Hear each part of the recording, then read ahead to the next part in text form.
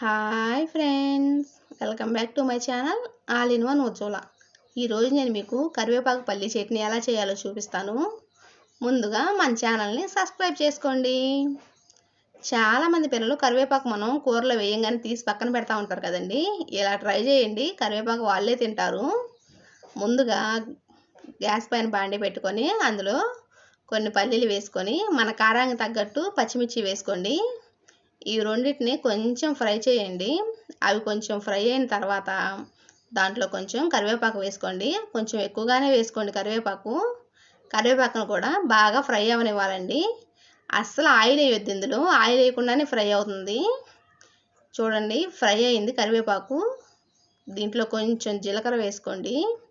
జీలకర్ర వేసి gas off చేసేసేయండి. ఆ వేడిగా జీలకర్ర వేగుతుంది. తర్వాత ఒక మిక్సీ గిన్నెలోకి తీసుకొని చల్లారిన తర్వాత ఎల్లిపాయలు కొంచెం సాల్ట్ వేసి మిక్సీ పట్టండి. దాంట్లో మనకు సరిపడిన వాటర్ పోసుకొని మిక్సీ పట్టాలి.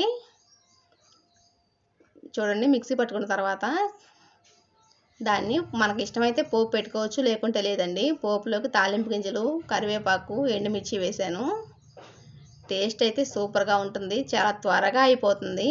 మనం చట్నీ ప్రతిరోజు చేస్తూ ఉంటాం కదండి. ఇలా చేసి పెట్టండి, పిల్లలు ఇష్టంగా తింటారు. అలాగే మనం హెల్తీగా పెట్టినట్టు కూడా ఉంటుంది. పిల్లల హెయిర్ కూడా బాగా గ్రోత్ అవుతుందండి కరివేపాకు తింటే. ఒకసారి ట్రై చేసి చూడండి.